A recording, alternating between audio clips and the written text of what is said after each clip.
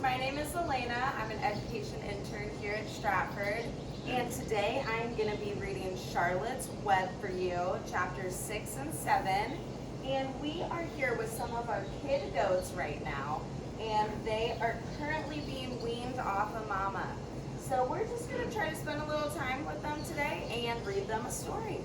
So chapter 6 is called Summer Days.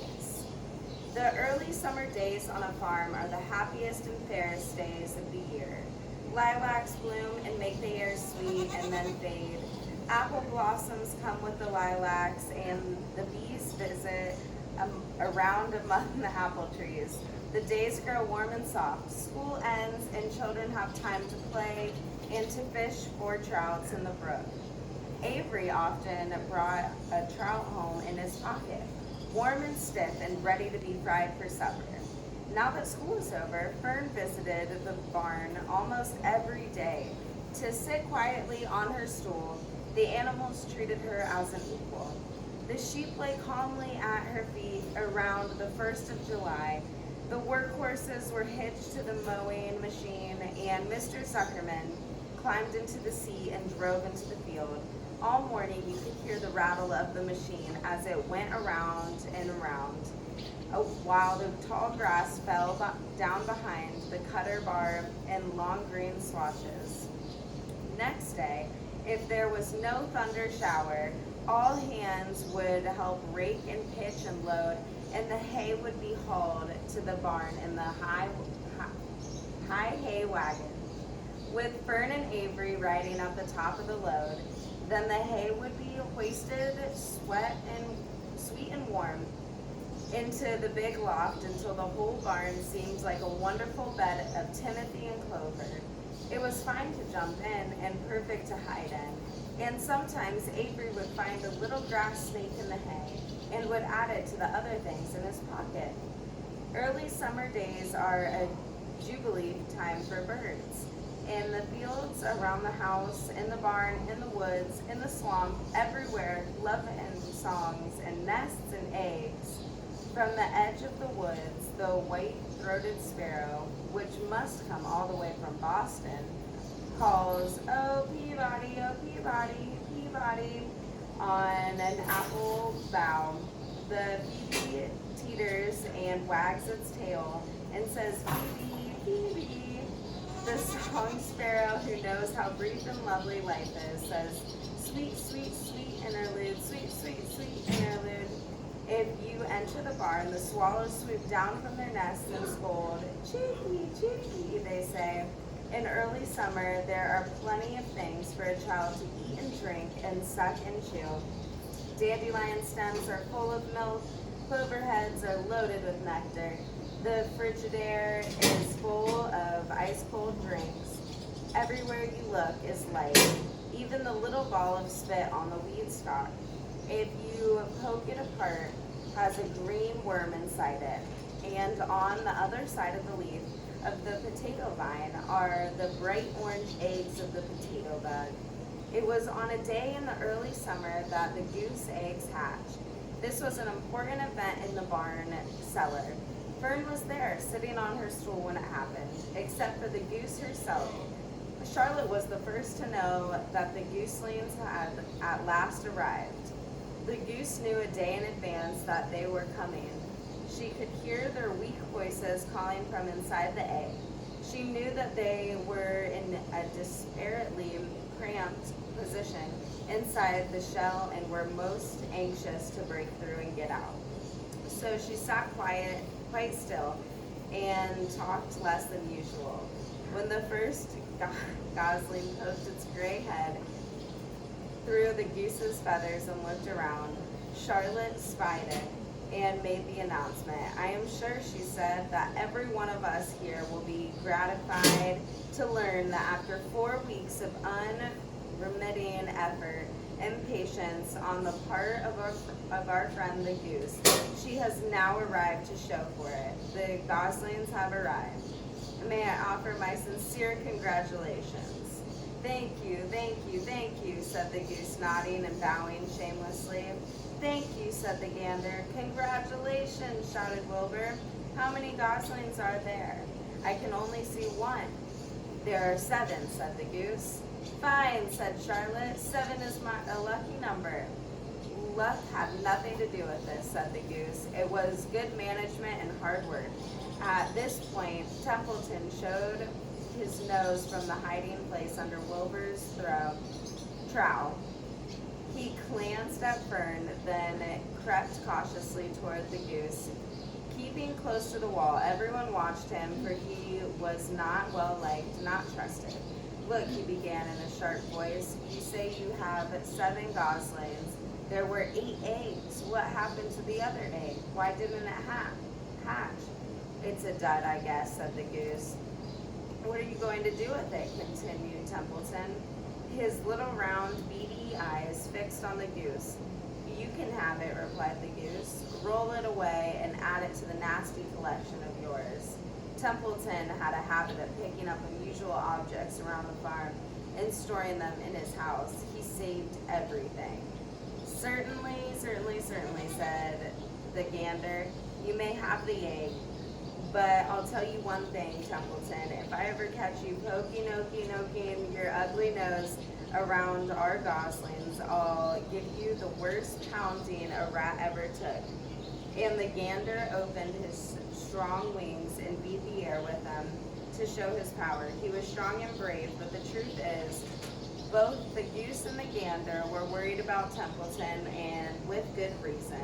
The rat had no morals, no home science, no scruples, no consideration, no decency, no milk of rotten kindness, no compunctions, no higher feeling, no friendliness, no nothing.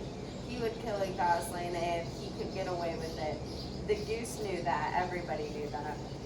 With her broad bill, the goose pushed the unhatched egg out of the nest, and the entire company watched in disgust while the rat rolled it away. Even Wilbur, who could eat almost anything, was appalled. Imagine wanting a junky old rotten egg, he muttered. A rat is a rat, said Charlotte. She laughed a tinkling little laugh. But my friends, if that ancient egg ever breaks, this barn will be untenable. What's that mean? Asked Wilbur. It means nobody will be able to live here on account of the smell. A rotten egg is a regular stink bomb. I won't break it, snarled Templeton. I know what I'm doing. I handle stuff like this all the time. He disappeared into his tunnel, pushing the goose egg in front of him. He pushed and nudged till he succeeded in rolling it to his lair under the trowel. That afternoon, when the wind had died down and the barnyard was quiet and warm, the gray goose led her 7 goslings off the nest and out into the world. Mr. Zuckerman spied them when he came with Wilbur's supper. Well, hello there, he said, smiling all over. Let's see.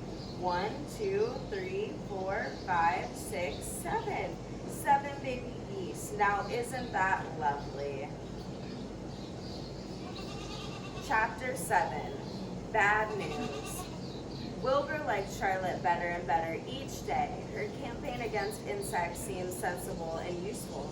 Hardly anybody around the farm had a good word to say for a fly.